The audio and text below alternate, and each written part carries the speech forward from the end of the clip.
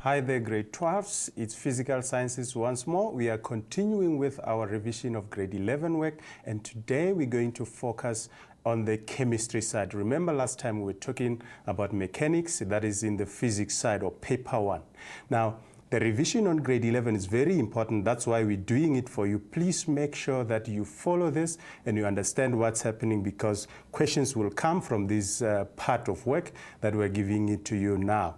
So rest assured that you need this kind of work so that you can be able to deal with your metric work for 2010. Now, let's have a look at today's lesson. Like I said, we will be talking about, or we'll be having revision of grade 11 work. And we will be talking about energy and chemical change. That's the topic for today. Now, what is it in energy and chemical change that we're going to talk about? We're going to be talking about how you represent chemical change, right? And we will also be looking at how you write down chemical formulae. And this time we're saying we will be talking about chemical formulae for both reactants and products. We'll learn more about what these are as the lesson proceeds. We are also going to look at the role played by kinetic energy in chemical change or in chemical reactions. Now, for us to understand how chemical reactions actually take place, it is also very important for us to look at a very crucial theory in science called the collision theory. Now, that's very important. We'll be looking into some detail about the collision theory. Another thing that we'll be looking at is the energy changes when a chemical reaction takes place. Now, as a chemical reaction takes place, there are energy changes, and that's what we'll be explaining under that section. We will also be looking at the types of chemical reactions, and lastly, we'll be looking at how do we graph the energy change that I spoke about there. How do we graph it? How do we represent that graphically? Okay, so that is the outline of today's lesson. Now, let's look at how we represent chemical change. Now, chemical change is represented by looking at what are those things that are reacting together to give us the products. That's the first thing we need to understand. If a chemical change is happening, it means there are entities or chemical entities, substances that are reacting together. We call those reactants. And as these substances or atoms or molecules, as you would call them when you want to be specific, as they react together, they give us products. Whatever is formed after a chemical reaction is called a product. Right. Now, say we have an example here. Say we have sodium reacting with oxygen.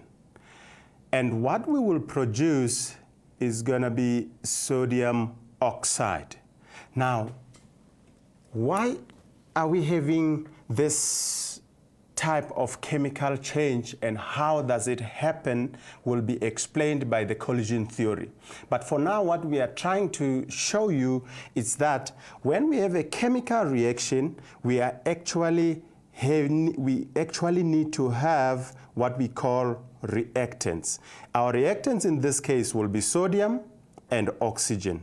These are the two substances that are reacting together to give us our product. Hence, we call them reactants. Another name for that is reagents. If you want to use that, you are most welcome. It is appropriate. You can call them reagents. But for now, I'll be referring to them as reactants.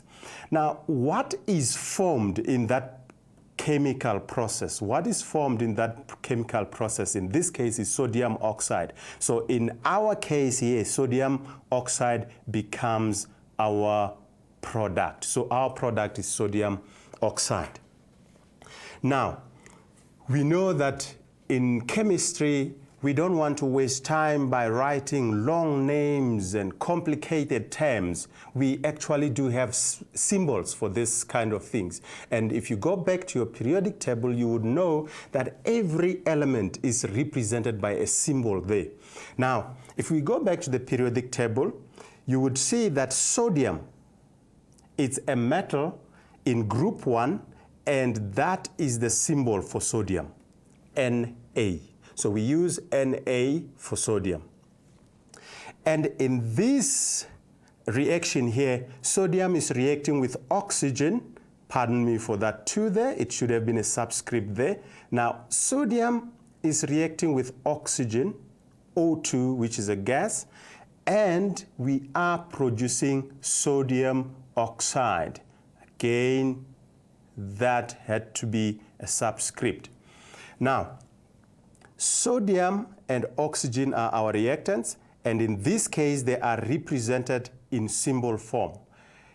Sodium oxide is our product, and in this case, it's represented in symbol form.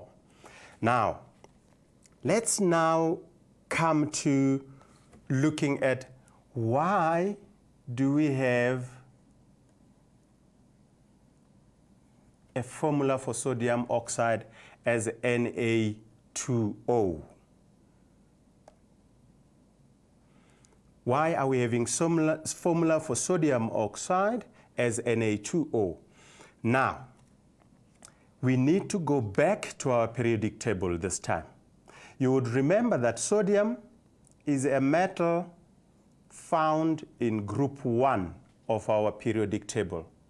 And metals in group 1, by virtue of them being in group 1, it means that when they are to react with nonmetals, where the bond is usually going to be more of an ionic bond, what is going to happen is that because it is in group 1, it is going to form an ion which will have a charge of 1+.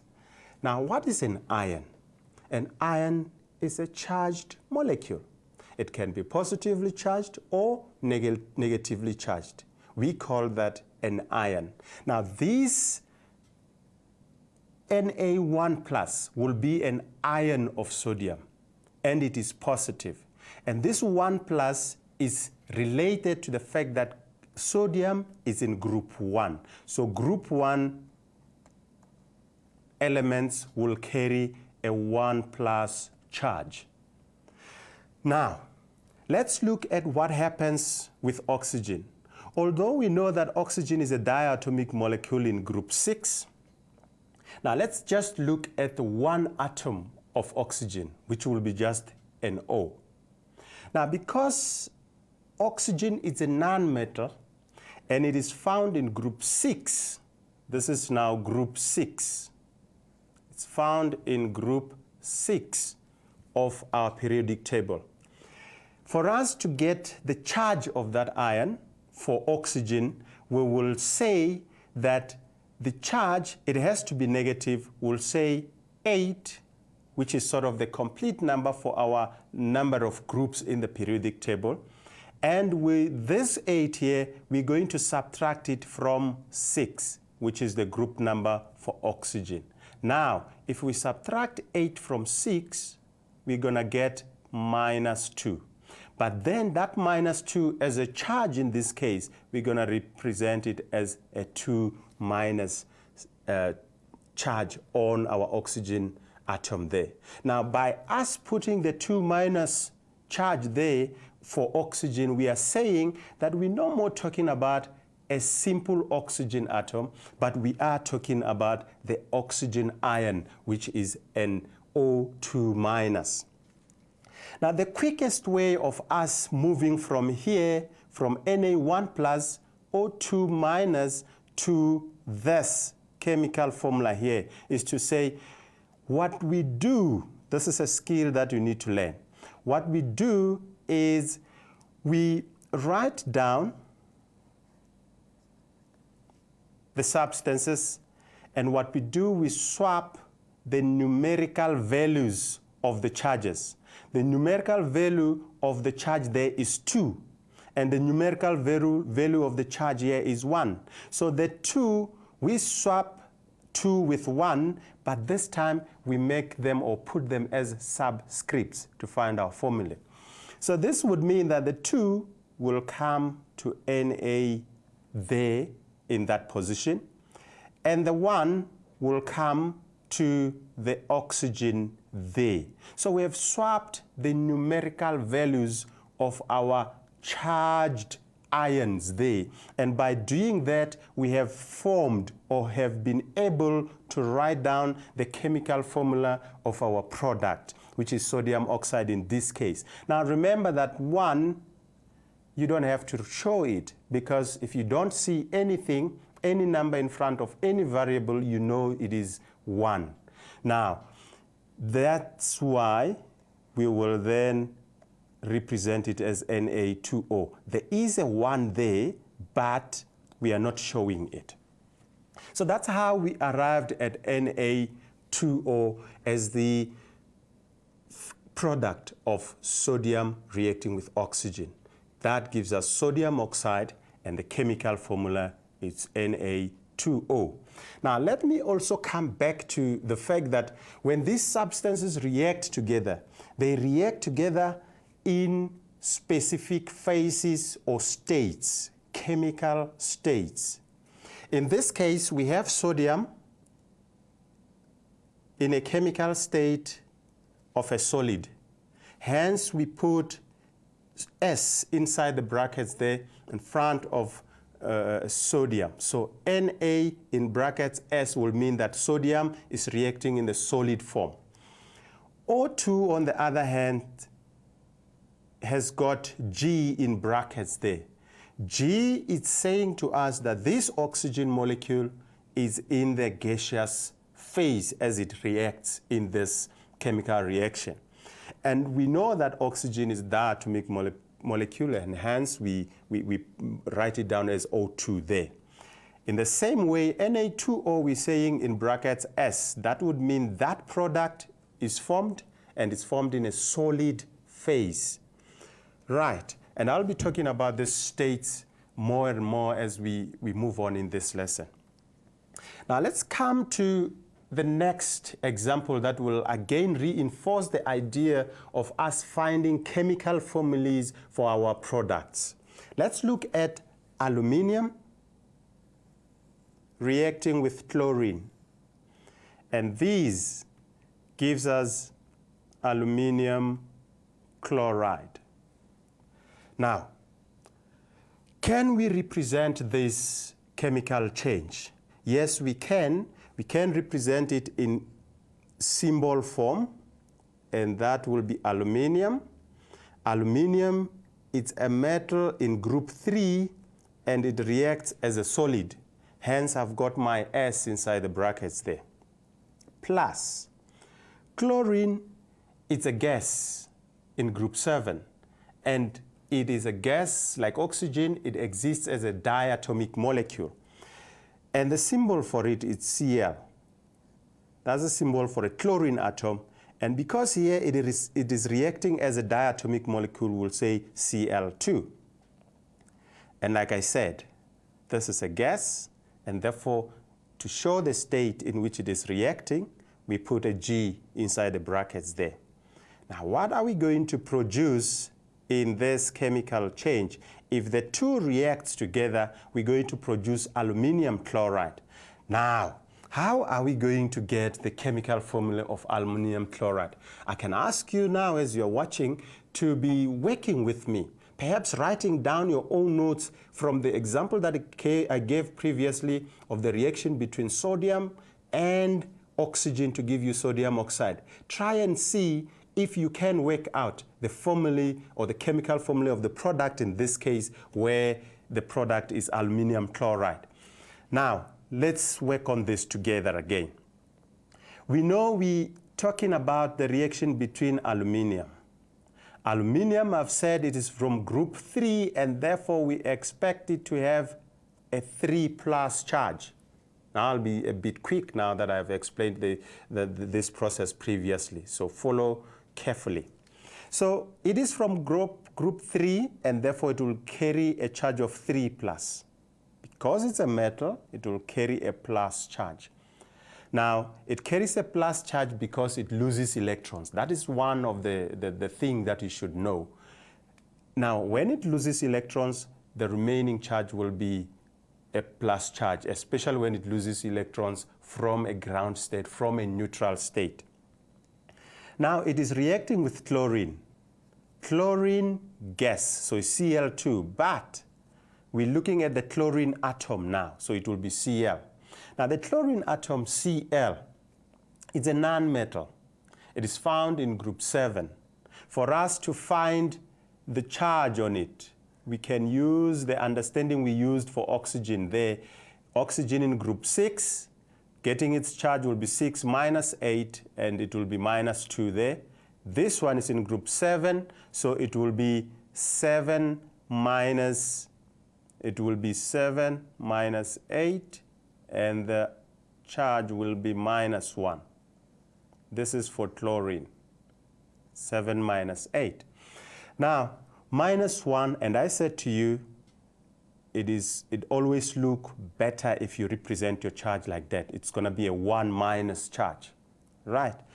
Now, let's move on to the next stage, which is where I said we need to swap the numerical values of these ions for us to get the chemical formula of their product. And remember, when we swap them, we put them as subscript. Now, numbers right at the bottom of our symbols.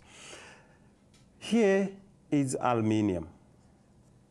Now, aluminium is going to take the numerical value of the charge from chlorine, which is 1. So we don't put it as minus 1, we put it as 1.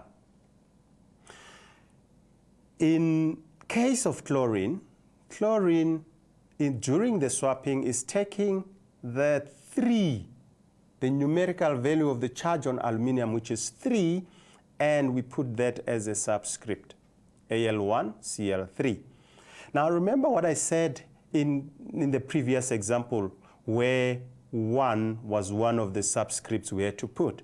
I said to you, you don't have to write down 1 because we know that 1 is there, so the resulting chemical formula will be that, AlCl3.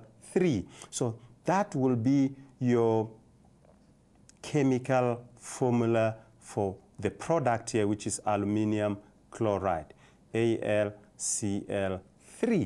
That is aluminium chloride. Now, we are actually moving and being able now to show the chemical change both in words and in chemical formulas. So now, I want us to continue to practice the question of trying to find out what is going to be a chemical formula for a particular product in a reaction or in a chemical reaction, because that is always a challenge. I know it actually gives many people a problem when they are to write down those chemical equations. Now, let's look at example 1. We are again continuing looking at how you write chemical formulas. Let's look at this situation here. We've got cobalt 2 chloride. Now, I need to explain something here. Look at that. It says cobalt 2 chloride. Cobalt 2 chloride, what it means is that we have got a cobalt that is in the ion form and it is carrying a 2 plus charge. That 2 there tells you it's cobalt 2 plus. That's what you should know. So if this is cobalt 2 plus and it's reacting with chlorine for us to get a chloride product, a cobalt chloride product, it would mean that we have got this situation here where we have cobalt, CO, and it's a 2 plus, like I said, from what we are told here, cobalt 2 chloride, and the chloride tells us that one of the reactants is chlorine, okay, Cl. Now we know that chlorine, being in group 7, is going to carry a 1 minus charge. 1 minus charge. Now, what is going to happen here is that when we write down the chemical formula of cobalt 2 chloride, we should then use the charges, numerical values of our charges, to come to the chemical formula of our product. In this case, we swap them. Like I said, chlorine, it's 1 minus. Swapping it with that charge on cobalt, it means that chlorine then will be 1 there. Cobalt will be 1 there, excuse me. So it's swapping with the numerical value of the charge on chlorine. And the chlorine, or chloride side, what you have from cobalt, it's a 2 plus charge. So the numerical value of that charge is a 2. So the formula will be cobalt chloride, COCl2. Remember, I said in case of 1, you don't write it. So that becomes your final formula for cobalt chloride. Now, let's see if we can quickly do the next one. This is iron 3 oxide. This is a lovely one, but I'll be quick going through it. Iron 3, like I told you, it tells you that iron is carrying 3 plus charge. 3 plus charge. That's iron. Now, iron with 3 plus charge is reacting with oxygen because we have got an oxide formed. So oxygen, we know it's from group 6. It's going to have a 2 minus charge. Now, what will be the resulting formula? You swap the numerical values of the charges. The numerical value of the charge on oxygen, that should go for iron, Fe, it's a 2, so you put a 2 there. Be careful, you see I'm not putting it as a charge, it's not 2 minus anymore there. So F2, then let's come to oxygen. Iron oxide. The oxygen part is taking the numerical value of the charge on iron. In this case, it's 3, and that will be iron 3 oxide. Now, I also want to pause here and explain to you that why are we having this type of substances that are specifically told or said to you that this is cobalt 2, this is cobalt, can be cobalt 3, iron 2, iron 3. Why the change? The reason is that all these are what we call transition metals. Transition elements, the word transition can actually suggest to you what I am going to say right now. Transition means that they can change from one specific entity to another. Now, if we have iron 2, it means the charge is 2 plus. Iron 3, it will be 3 plus. But for those elements or metals that are not transition metals like group 1 and group 2 and group 3, their charges will depend entirely on their location in the periodic table. If they are in group 1, the charge will be 1 plus. They are in group 2, the charge will be 2 plus. In group 3, like aluminium, the charge will be 3 plus. But for transition metals, those that separate your periodic table in the middle there, your zinc, your copper, your iron, your cobalt, your lead, those ones, they can take any particular charge depending on the circumstances in which they find themselves when reacting. So now let's come to the next one. A nice one, we've got magnesium oxide. Magnesium oxide, magnesium is in group 2. Now, magnesium is not a transition element, and therefore we cannot expect it to have, we cannot expect the name to be magnesium 2 oxide or magnesium 1 oxide or magnesium 3 oxide. Because magnesium is in group 2, it's a group 2 element, it can only take a charge or form a charge of 2 plus in the iron form. And therefore, we call this product as magnesium oxide only. Now, because magnesium is in group 2, it will carry a 2 plus charge. Oxygen, we have known about this one since the beginning of this lesson. It will be carrying a 2 minus charge. And because of this, the resulting formula, I'm going to be quick now, MgO.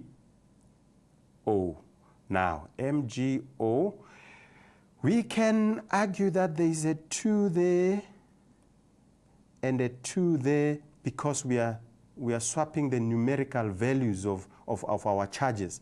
But remember that 2 and 2 are actually equal.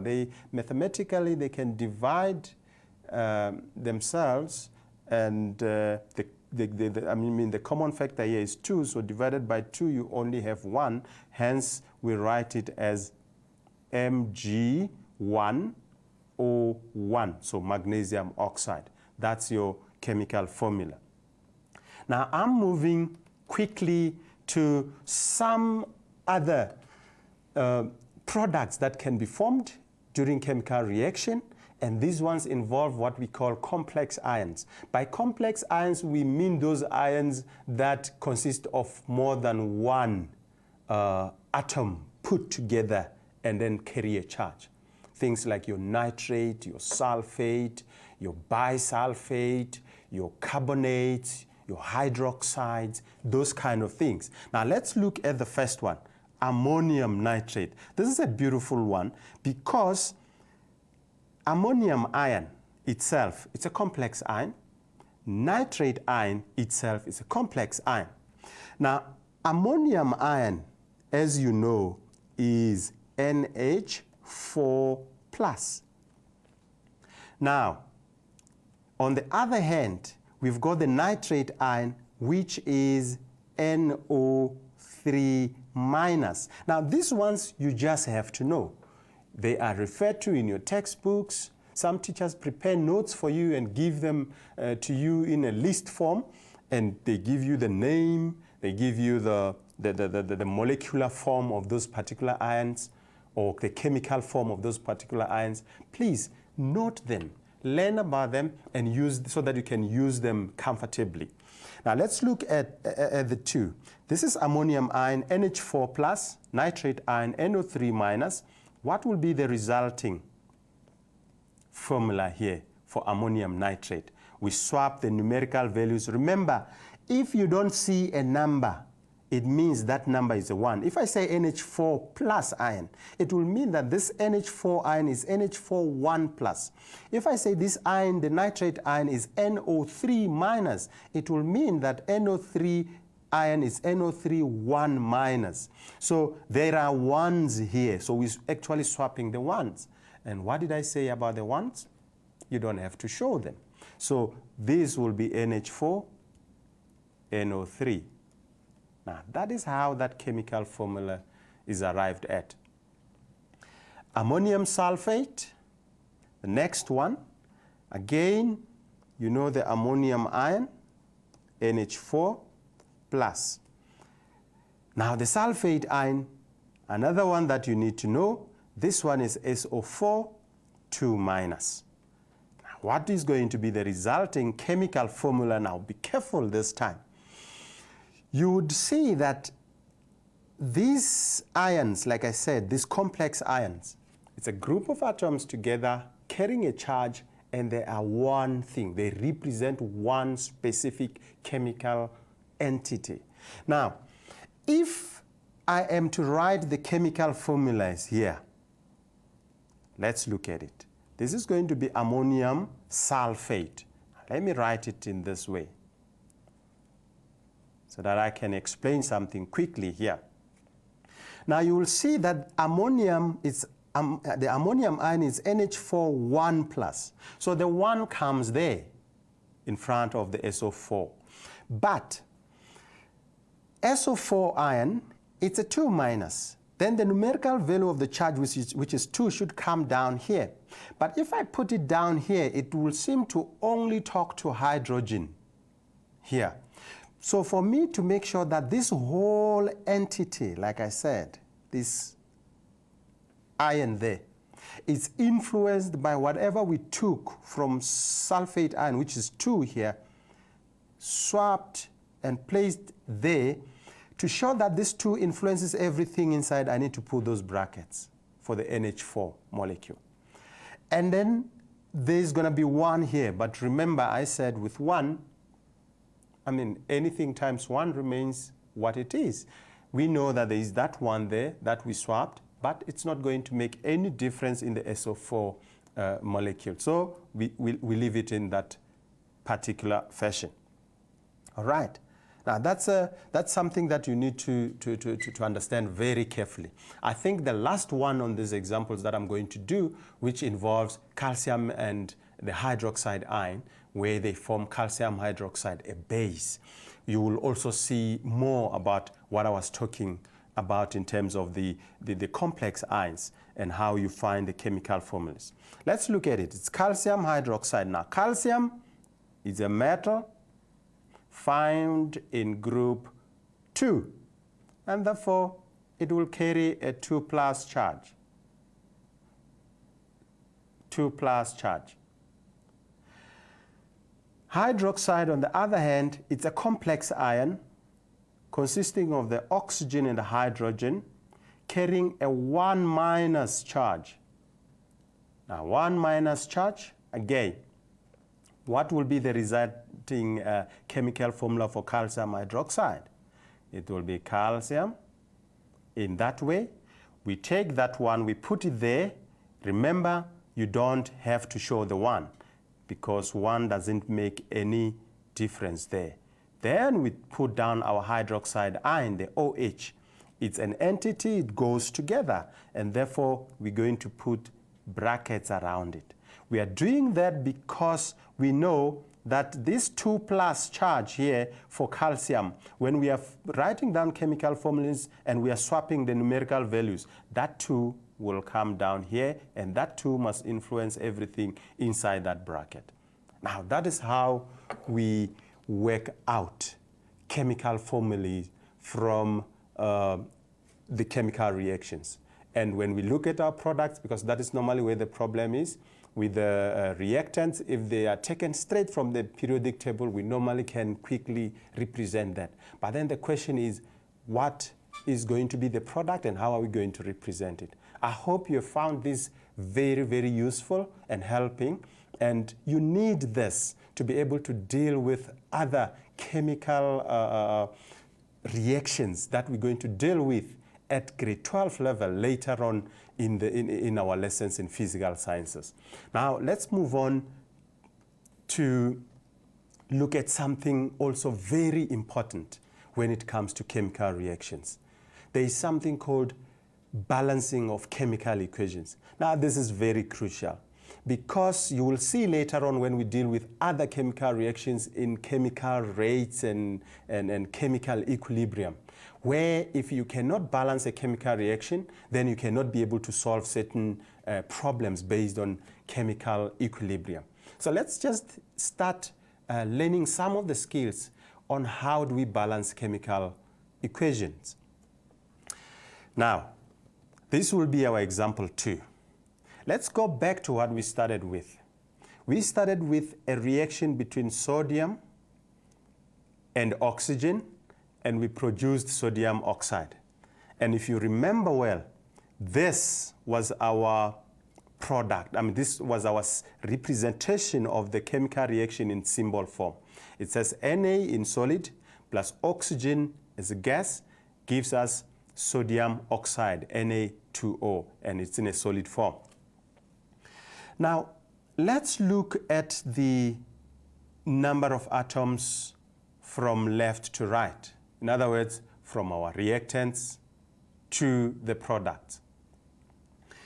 If you check here, we're starting with sodium, and it's just 1 atom of sodium there represented. And that 1 atom of sodium is reacting with 2 atoms of oxygen.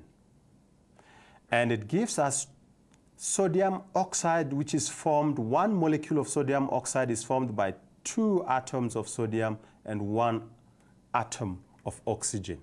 Now, definitely there is an imbalance here. We are not having what we started with in our products.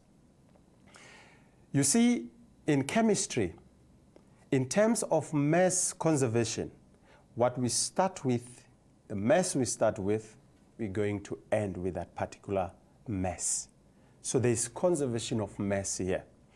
Now, for us to be able to do or to satisfy that particular principle, we need to do balancing of chemical reactions. Now, if we started with just one atom there and we have got two there is a problem. We started with two of oxygen atoms here and we're ending up with one, there is a problem. Now, the best way to deal with this is to first look at the oxygen atoms, because we're starting there because the oxygen atoms are already two on the left. With the sodium, we only have one. So because oxygen, we are already having two on the left, we're looking at it and checking what happens when it goes to the right in the side of our product. We're starting with two, we're ending up with one there. So to make the oxygen atoms to be equal on both sides, we are going to put a 2 there. Now look at where I am putting my 2 to balance this chemical equation. Now I will write the formula of sodium oxide here. Now somebody might come here and say, well, I started with 2 oxygen atoms, I'm ending up with 1, why don't I just put a 2 there and I have my chemical equation balanced? Oh no, that will be very, very incorrect. Why is it incorrect? Because sodium oxide, it's a substance. You can't change the characteristics or the properties of a substance. It is Na2O. That is how you represent a molecule of sodium oxide. Now, if you come and put that one there, you have changed the chemical composition of this, and therefore you're no more talking about sodium oxide. It is something else. So we can't put our 2 there for balancing. We can only put it here because in that case it doesn't change the chemical properties of Na2O, but all it does is to say, okay, we started with 2 atoms of oxygen on the left. We should be still having the 2 on the right, and then we put that 2 there for balancing. Now let's look at what this 2 has done to the right-hand side of our chemical equation. What it has done is that the Na2 now is not just 2 atoms of sodium now. These 2 multiplies everything in there. So we have got 2 times 2, we have got 4 atoms of sodium on the right, and we have got 2 times 1, we have got 2 atoms of oxygen there. But on the left, how many oxygen of sodium do we have? I mean, how many atoms of sodium do we have? We only have 1. Now, for us to have these balanced, we know on the right-hand side, we now have a 4. On the left-hand side, we only have 1 atom of sodium. So we're going to put a 4 there to balance it. Now, as a result, the equation now in a balanced form for sodium reacting with oxygen will be in this form. Okay? So our product is sodium oxide, but the balancing number there is a 2. So it's 4Na plus O2 giving us 2Na2O. That is how we balance chemical equations. Now let's look at the next one. We are going back again to aluminium reacting with chlorine to give us aluminium chloride. Now let's have a look at it. We start with aluminium, 1 atom, but we're producing in the product there, product formula, we have got 2 atoms of aluminium. We're starting with chlorine atoms being 2. We're ending up with chlorine atoms being 3. Here, we have a bit of a problem here. But like I said to you in the previous one, start with the one that has got more atoms than the other. That makes it easier for you. In this case, chlorine is already having 2 atoms in the beginning when these are still reacting. You have got just 1 atom of aluminium. Now, we are going to look at chlorine. And in looking at chlorine being 2 atoms and 3 there, now we need to be careful We can't make 3 here to be 2. We can't make 2 here to be 3.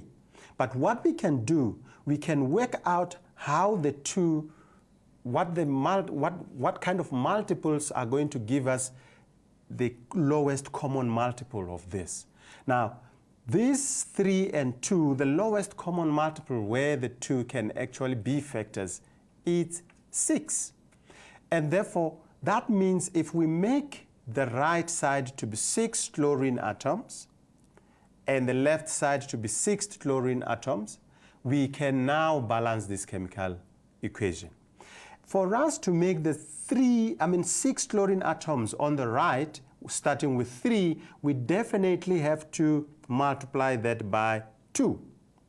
So we put a 2 there. 2 times 3 gives us 6. For us to make the chlorine 2 here, Cl2, to be 6 atoms, we will need to multiply the 2 by 3. So we put a 3 there. So 3 times 2 gives us 6. Now, hey, by putting this 2 here, we are not only affecting the chlorine side of our chemical formula, we are also having an effect on the aluminium side of our chemical formula. So this would mean for aluminium, we now have 2 times 2, which is 4. So we need to get it to be 4 on the left as well. Then we put a 4, right? So we can write now in balancing that this chemical equation is balanced when it's written in this way. That's when it is chemically balanced. So this will be 2Al2Cl3, and this is a solid. Now that chemical equation is balanced there. Right. Now let's move on to example 3. Okay? Now example 3 is going to put together or sort of summarize the 2 sections of work that we have done so far. Writing chemical equations, writing chemical formula, and balancing. So those are the things that we'll be looking at here. Now, let's look at this situation here. We have got zinc reacting with hydrochloric acid, and the product formed is zinc chloride and hydrogen gas. Now, this is a beautiful one.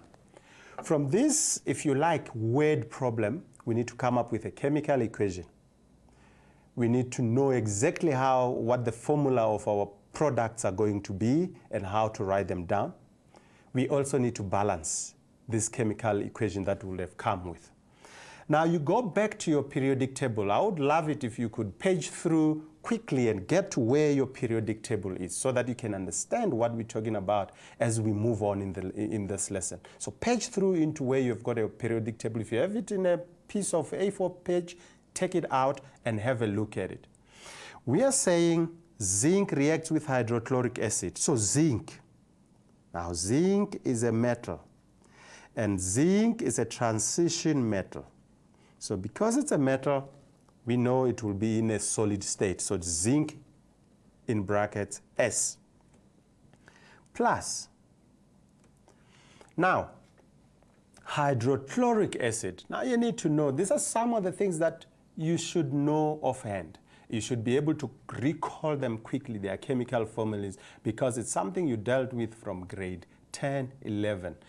Some of the ones that are sort of common things that you can just come up with immediately. If somebody tells you chemical formula for hydrochloric acid, you should be able to write it down immediately. Chemical formula for sulfuric acid, you should be able to write it down immediately. Now let's have a look at the chemical formula for hydrochloric acid. Hydrochloric acid is HCl. And because hydrochloric acid is in the acid form, we know it is dissolved in water. And here is another state in which chemical substances react, called AQ, and AQ means aqueous. What we are saying here is that this hydrochloric acid is actually a substance in solution of water, AQ, aqueous. Now we are told that what is produced here is zinc chloride. Now zinc chloride, if we are not told, normally this is a transition element, but if we are not told it's zinc 2, zinc 3, zinc 4, what we know that is it will always be zinc 2 plus. So because it will be zinc 2 plus, that will be the formula for zinc chloride. Now zinc chloride, here, remember it is reacting with hydrochloric acid, which is in solution, aqueous. It will as well be in solution, zinc chloride. Now, what is going to happen as part of the product? Again, we are also told part of what is produced is hydrogen gas. Now, what is the formula for hydrogen gas? Hydrogen gas is a diatomic molecule, H2. We are told it's a gas, so in brackets there we put a G. Okay, now this is interesting. A physical sciences student should be able to work out this kind of things with ease, and I'm challenging you that if this is still giving you some problem, please sit down and practice more. If it needs you to go back to a grade 11 textbook, a grade 10 textbook that deals with this, work on it and check with your teachers. Let them help you as well. Now, we have now succeeded or successfully written down the chemical equation, all the chemical formulas of the substances involved in this chemical equation. What is left for us is to balance this equation, right? Now, zinc and hydrochloric acid. Now let's look at what is happening here. You start with zinc, you still have zinc, one atom.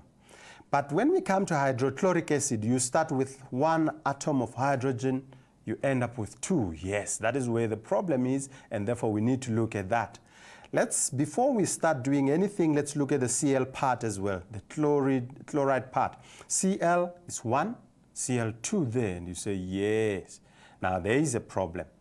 But what we can do here is to say, okay, I have two hydrogens on the right, I've got two Cls on the right, but I've got one of each on the left. So if I put a 2 there, I would have two hydrogens on the left, two hydrogens on the right.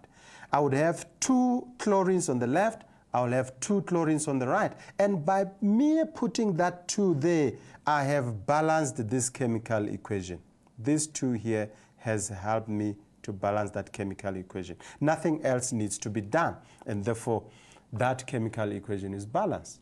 Now, enough of the basics that we were doing earlier on. Enough with them, and we are moving on to something more challenging, but very interesting. I want you to listen carefully from now on as we try to go towards the end of this lesson as we look at some of the complex but very interesting sections of chemical reactivity. Now, let's come to the theory called collision. We call it the collision theory in chemistry. Now, what is this theory about? This theory says that molecules and atoms are constantly moving. This is very important. They are constantly moving. Constantly moving, and if things are moving, and one thing I need to mention here is that they move randomly. Now, when things move randomly, you can imagine people in a room moving randomly. They are bound to collide on each other. So because of that type of motion, the random motion, these molecules are constantly or consistently colliding with each other. Now, when they are moving, we also know that anything that is in motion possesses what we call kinetic energy. So when something has kinetic energy, its temperature is affected, either going to be going or down or decreasing or increasing.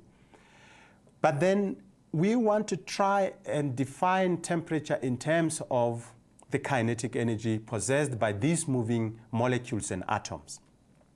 The temperature of that particular substance where the molecules are moving is actually the average kinetic energy of the molecules and the atoms of that particular substance. As they move around, the average, when you add them all together and you get the average, that will give you the temperature of that substance. Now, as these molecules move around and collide, we do have, at times, effective collisions. Now, what do we mean by effective collisions? Effective collisions are collisions between substances that are reacting, molecules and atoms reacting, that would result in the formation of the product. In other words, as these molecules bump against each other whilst colliding, not every time when they bump against each other are they giving us a product. Not every time a sodium atom will bump against an oxygen atom and give us sodium oxide. Not all the time. We have to have what we call an effective collision, right? Now, an effective collision would mean that those atoms are having enough energy, those atoms are in the right orientation, which is something I will explain further as well, and even in terms of the electrostatic force that pull them together, the repulsive forces between electrons, if you sum all those together, they actually work out to give you the result, which is a product. So there's a lot involved as these molecules and atoms bump against each other and react. Now, these, like I explained, these molecules and atoms, they need to overcome the electron cloud repulsion. Now, let me explain this. An electron is negatively charged. If you have got two electrons that are pulled together because some reaction is going to take place, some product is going to be formed, you have got two charges that are like, that are coming together, and we know that like charges repel each other. In other words, there's a force of repulsion between them. So for this effective reaction, collision to occur, that force of repulsion needs to be overcome. They need to be in the right orientation. I've explained that chemically. In other words, everything in the right place where the bonds is formed, everything about the two entities reacting should be right orientation. Like when you play a puzzle, that piece of a puzzle needs to fit on that particular piece that is already on your set there. So that is what we're talking about actually in terms of right orientation. We know that electrons are found in orbitals, and for us to have an effective collision, these orbitals with unpaired electrons, because that is where bonding is going to happen, must overlap. And sometimes we have dative covalent bonding where one orbital is actually going to bring both the two electrons. But if there's an empty orbital from the other and they overlap, we can have a bond resulting from that type of interaction. So that is basically what we call the collision theory. Now, as these chemical substances react, they either lose or gain energy. And due to that, we classify them. We classify these chemical reactions according to the energy changes. Have they lost energy or have they gained energy at the end? If a chemical reaction occurs in such a way that energy is given off or liberated, we call that type of chemical reaction exothermic reaction. Okay?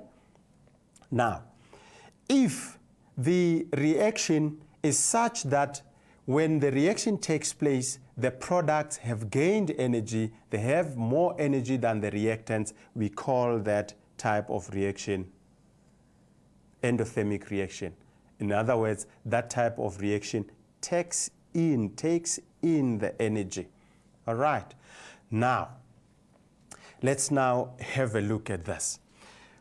As the processes of either giving off energy or receiving energy or taking in energy takes place, we have the energy difference between the products and the reactants.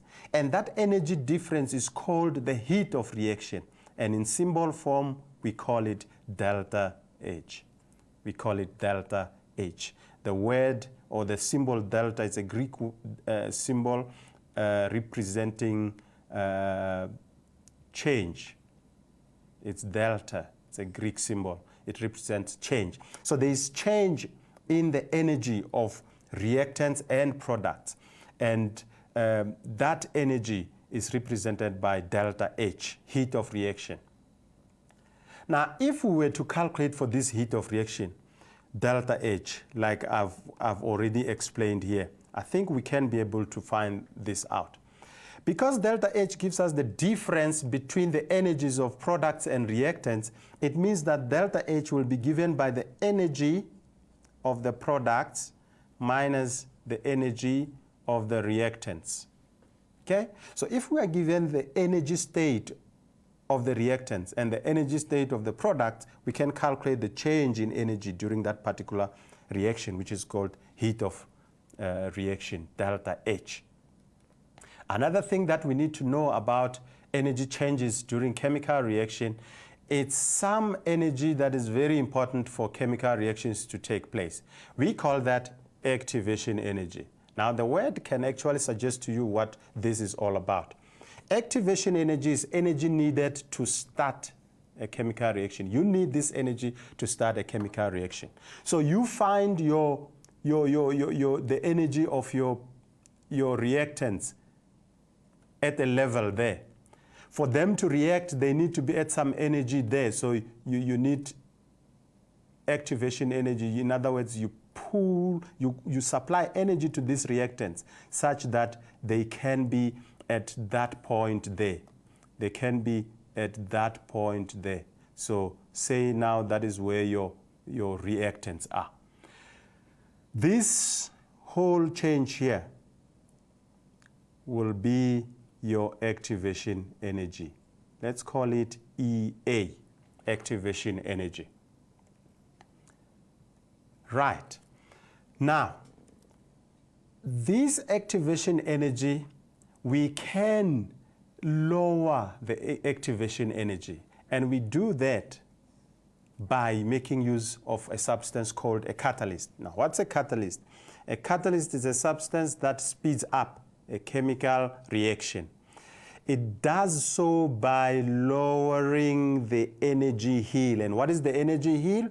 It's the activation energy, the amount of activation energy needed to start this reaction. Now, energy hill, in other words, you need to, from here, this is the bottom of the slope if you like, you need to put in activation energy, that is the hill, up to that level for that reaction to take place. Now, the catalyst can come in and say, look, that is too long. Let's make it lesser. So with activation energy, with a catalyst, with the use of a catalyst, we can lower that energy hill. This energy hill lowered to that level, and the reaction takes place. In other words, now your reactants are starting to react when they are at that level instead of at that level. Okay, now that is what a catalyst would do. Now, in the process as well, we have what we call the activated complex. Now, what happens here is that by the time you have supplied your activation energy from there to there, the substances that are reacting at that level, this is where your activated complex is, or your reactants are now, from that low energy state to that very high energy state. At that point, they are very ready to react. And we call this the activated complex. They have the energy, they have the right energy, the right orientation when if they have right orientation when they bump against each other, an effective collision can happen, which means we can have a product. So that will be your activated complex. I'll come back to it more as I show the graphs that are involved in chemical reactions, showing the energy changes. So that will be your activated complex. We define it as a state during a chemical reaction where the reactants have enough energy to be able to react with each other, to be able to have an effective collision. Let's look at example 4. Sodium reacts with water according to the following equation. So we have sodium reacting with water. The products are sodium hydroxide and hydrogen gas. The information that is given to us, more to that, is that delta H is minus 80 kilojoules. So the reaction is exothermic. And of course, that is telling us that the reaction is exothermic. The activation energy needed for this reaction is 40 kilojoules, okay? And then now 1.1 says draw an energy graph to illustrate the energy changes in this reaction, okay? Let's get some lines drawn, axes drawn here for us to have our graph. Okay, so vertical, and there is our horizontal. Oh, okay. So there is our horizontal axis, okay?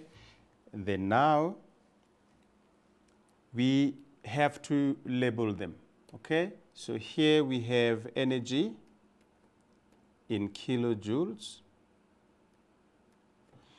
and here, the horizontal axis, we have our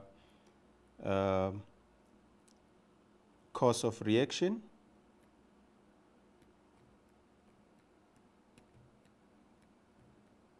Course of reaction, okay?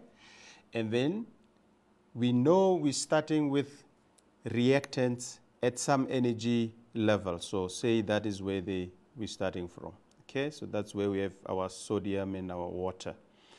This is going to be an exothermic reaction, so we would see our products formed somewhere down there, okay?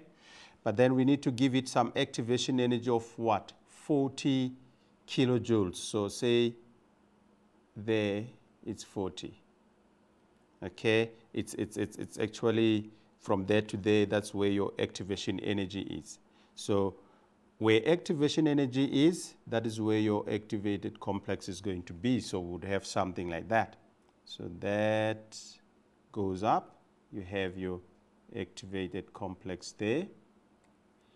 Okay, and then energy is released. It's an exothermic reaction, so you end up coming back there. Now this, from here to there, it's your activation energy, and that is 40 kilojoules. Okay? You would have your activated complex there. I think there's going to be a question that will be asking us about that there. This is the level of the final energy of your product. So here you've got your product. If you were to put your reactants and products, remember you've got sodium here, Na, reacting with water, H2O. At the end, you've got what formed? You've got sodium hydroxide as your product and hydrogen gas. So that is where your products are. Up there, you'll be having your activated complex. And I think there's a question here. Let's just have a look at it.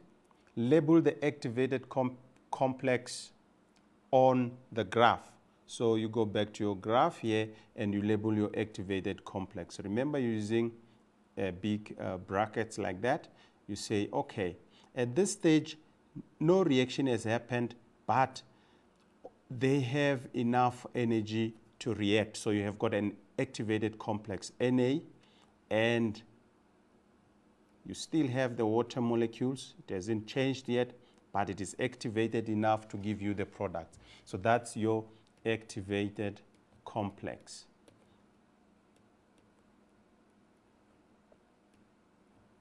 Okay, so activated complex. Right, let's look at the last question there. It says, show the heat of reaction for this chemical reaction. Now, the heat of reaction, delta H, is the difference between the energy of the reactants and the energy of the products. This is your delta H. Okay? All right. Now, from the information given to us, how much energy has been released by this exothermic reaction? It's 80 kilojoules. Okay? So, your delta H is that. And because this is energy released, it's a minus 80 kilojoules. Thank you so much for watching and learning from this program. My name is Tinyiko Kosa. Bye-bye.